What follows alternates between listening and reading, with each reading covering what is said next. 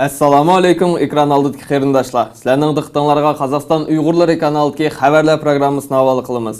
O'zlaringizga Qozog'iston Uyg'urlariga munosabatli yangiliklarni sunmoqchimiz. Sizlar bilan xabar bo'limining yurgizuvchilari Shahniza Azizqizi va Isajon Adiljon o'g'li. Samimiy xabarlar bizning kanalimizda. Ассаламу алейкум, дорогие зрители! Вы смотрите программу «Новости» на канале «Казахстан Уйгурлары». Предлагаем вашему вниманию новости и анализ материалов о жизни уйгуров Казахстана. С вами ведущие блока новостей Сиджан Адылджан и Шахниза Азизқызы. Здесь делают честные новости. 10 ayının 8 günü Uyghur nahiyəsinin Doğu Niyizida şu yez cəmiyyətçiliginin uyuşturucu və Uyghur nahiyəlik və Doğu Niyizlik hakimçilikləri vəkillərinin qatnışı bilən Lolo Ballar Bağçısı həm şundaqlı sport kompleksinin açılış mərasimi olub ötdü. Təntənlik işçəriga yerlik hakimiyyət xadimləri, Almut şəhərdən Cumhuriyetlik Uyghur Etnə-Mədəniyyət Mərkəzi, şundaqlı mərkəz yerindəki oxutuş Uyghur tilida жүрgüzüldiğən məktəblər bilan həmkarlaşış, analitikалық mərkəzi və mərifət məşrəb əhli əzaları iştirak qıldı.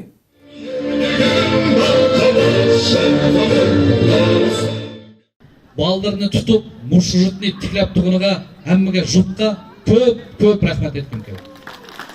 İşçarım abayında özünün sahabetligi ve ali xisletleri bilen halkımızga tonulgan muqaddas ana Gülcahan Muratova Nahiye hakiminin Hürmet ordeni bilen mukaffatlandı.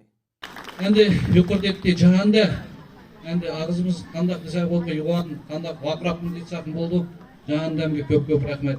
Doğul üçün emas, Qozog'iston har xalq üçün özünün var mümkünçiligi bilen yardım berip, qo'lini so'kib keladi.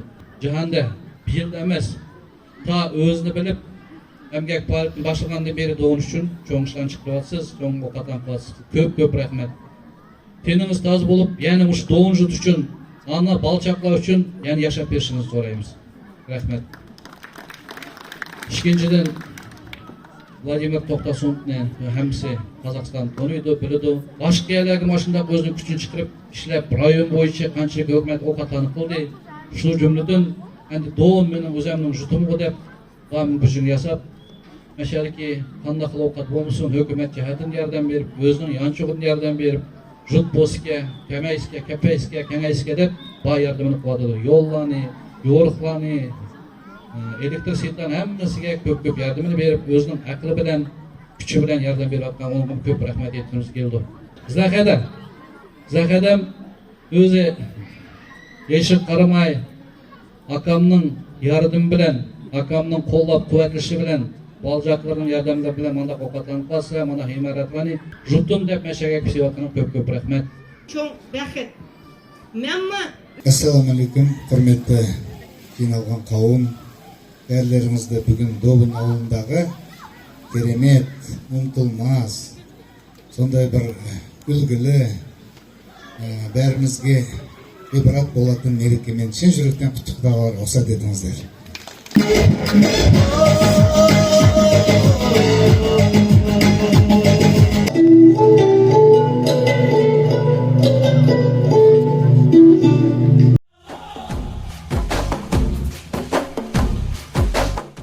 Алматинский союз жигитпищи отметил День жигитпищи. Мероприятие прошло при поддержке Республиканского объединения уйгуров и интернет-портала Допалайв в Уйгурском театре музыкальной комедии имени Кудуса Кожамярова. Подробнее в нашем сюжете.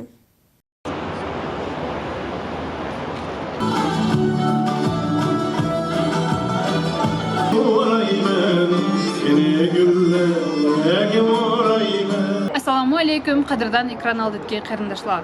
Bugun biz Qudus Kojamyarov nomidagi Uyg'ur muzikалық komediya teatriga Jigitbashlar kuniga bag'ishlangan tantanalik ishchariga qatnashish imkoniyatiga ega bo'ldik. Mazkur ishchariga Almut shaharlik Jigitbashlar ittifoqi a'zolaridan bo'lak har xil sohalarda xizmat qilayotgan jamiyat arboblari ishtirok qildi.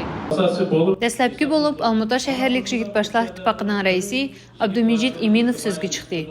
Natiq o'z so'zida Jigitbashlar institutining qurilmasi haqida dokladni zalda o'tirganlarga tunishtirdi.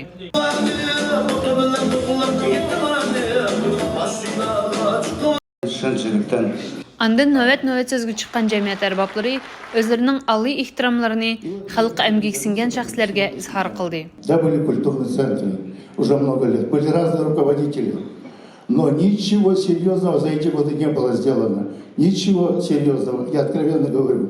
Что такое Лягман фест, что такое Аткельчай фест. Но это позор для нас, уйгуров, которые владеют огромной культурой, историческим прошлым. Фестиваль Лягмана, фестиваль Аткельчая. Uyghur halkı sonday sintez. Bütün ekspresiyanın içinde degen Uygurlar. Кәч ахырда жигитбашларга Алматы шәһәрлек жигитбашлар иттифакы тарафыдан мукафатлар тәкъдим кылынды.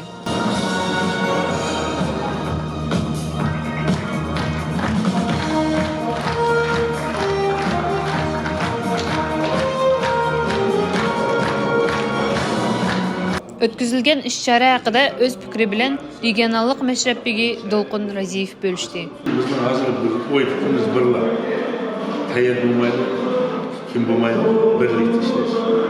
Егер біз бір ердің сөз қысам, біздің үкімет қойяш болды. Мысалы, аяқты бәрі бас сөздер, Емір районының бас сөздер, маяқты бас сөздесек, уақытта біздің өкімет дұрыс жүрмейді.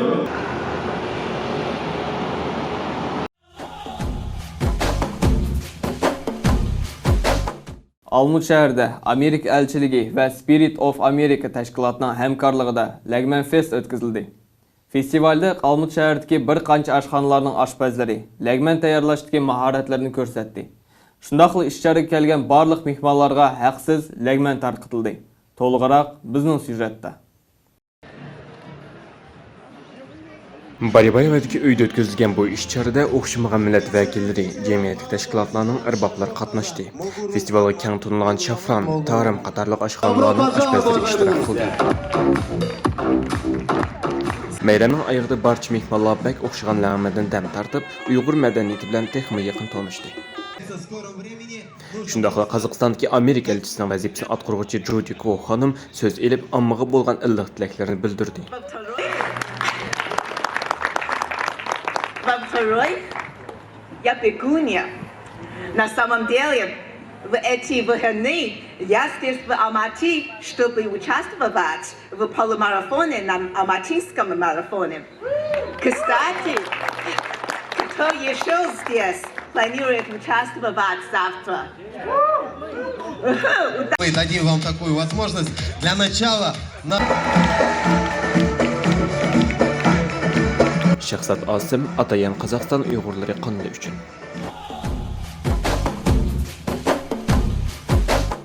На сцене Уйгурского театра вновь музыкальная драма «Гунчем». Спектакль о судьбе красавицы, отданной замуж за нелюбимого сиита, о горькой доле уйгурских женщин в эпоху феодализма, об их борьбе за свою честь, за право любить и быть любимыми. Драма названа по имени главной героини, единственной дочери бедных крестьян Гунчем. Влюбленные Гунчем и Нурум были разлучены по воле судьбы. После смерти матери она остается полной сиротой. Uyg'ur teatri o'z mavsumini ochgandan keyinli ko'pchilik keng tanilgan Zunun Qadrining G'uncham dramasini havola qildi.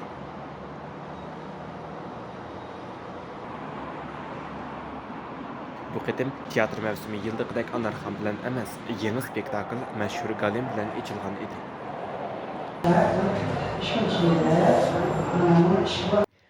Yıllar o'tgan bo'lsa-mu, ba'zi ishlar hech o'zgarmagan. U bo'lsa-mu, teatrni ziyorat qiluvchilarning to'liq qismi cho'nq. Hatto shuningdek, teatrdagi bo'sh o'rinlarning soni insonning ko'nglini tushirmay qolmaydi.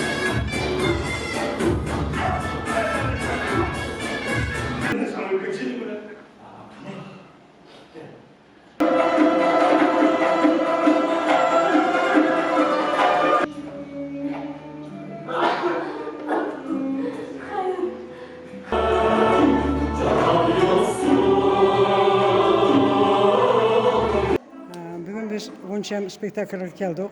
Haqiqatan bizning xonim qizlarimizniki intayin ig'ir hayot kechirganligini biz bugun ko'rdik. Endi bu G'uncham piyesini biz burunma ko'rgan, biroq bugungi endi bizga intayin yoqdi. Nihoyat yaxshi bo'lib o'tdi. Burun o'tmishda bizga avtobuslarni beradi teatrdan.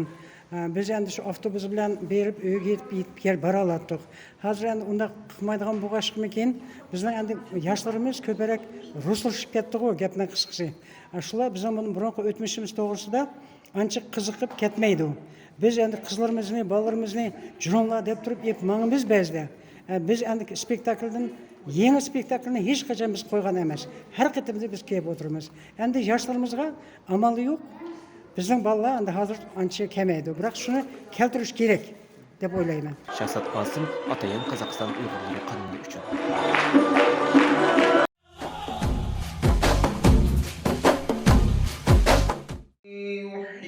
13 октября текущего года по инициативе уйгурской общины села Узунага Алматинской области был прочитан Хатма Куран.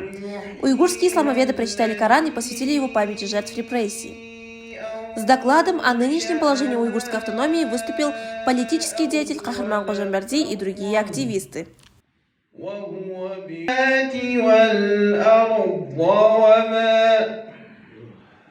أوليس الذي خلق السماوات والأرض Bugün bizdeki ziyareti vatanimizga şehit bo'lib ketgan qarindoshlarimizni atab, ashar qiyinchilikda o'tgan qarindoshlarimizni atab, Xatm Qur'on o'qitadi. Shuni bizdagi bashariy yurtimizdagi imom chiqamni mashakda qilsak boshlatsa. الذين يذكرون الله قياما وقعودا وعلى جنوبهم ويتفكرون في خلق السماوات والأرض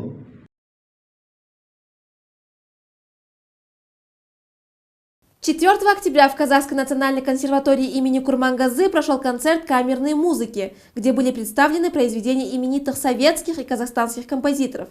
Еркен Мурзагалиев на скрипке и Канат Маликайдар на фортепиано исполнили произведения Хабибула Ситекова «Фантазия Гулинур».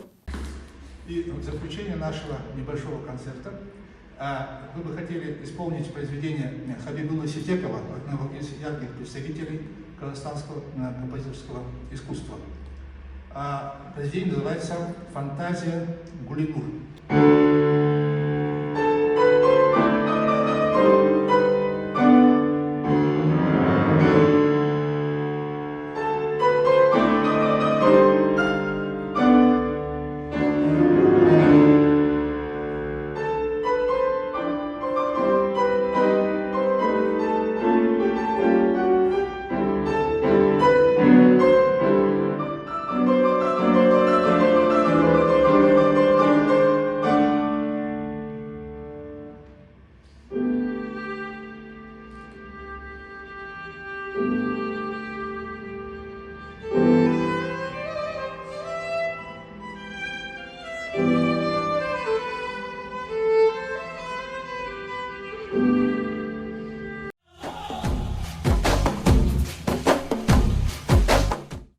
Казахстанец Нариман Курбанов выиграл серебряную медаль турнира по спортивной гимнастике во Франции, сообщает пресс-служба Национального олимпийского комитета Казахстана. Один из лидеров команды Казахстана по спортивной гимнастике Нариман Курбанов стал вторым на этапе Кубка мира в Париже. Он завоевал серебряную медаль в упражнениях на коне, сообщает Казтаг.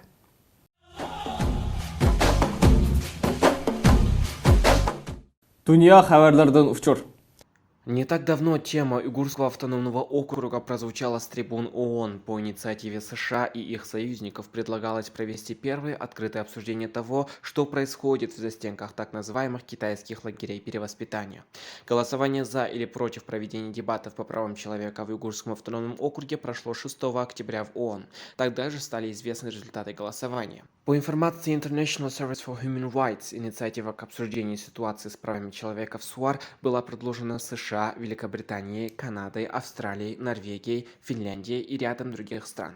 В начале октября 2022 года предложение вынесли на всеобщее голосование. В случае, если большинство проголосует «за», то обсуждение ситуации в Уйгурском автономном округе станет одной из главных тем на предстоящей 52-й сессии Совета по правам человека в марте 2023 года. Однако результаты голосования сорвали планы инициаторов обсуждения. По данным издания SBS News, за предложение проголосовали 17 стран, 19 не поддержали инициативу, остальные 11 воздержались. Инициативу поддержало большинство западных стран, в числе которых США, Великобритания и Франция. Среди противников предложения выступили ОАЭ, Куба, Индонезия, а также две страны-участницы СНГ – Узбекистан и Казахстан. Итоги голосования вызвали осуждение членов правозащитных организаций, но недовольство также прозвучало от представителей уйгурской диаспоры, в частности из Австралии. Критика прозвучала в адрес стран членов Совета ООН по правам человека. Австралийские уйгуры обвинили их в отклонении дебатов по обвинениям в нарушениях прав тюркских меньшинств в Уйгурском автономном крае.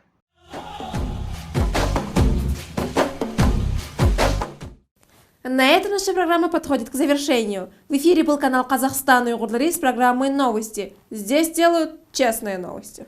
Bizning programmamiz mushtum bilan tamam. Efirda bo'lgan Qozog'iston Uyg'urlari kanali xabarlar programmasi.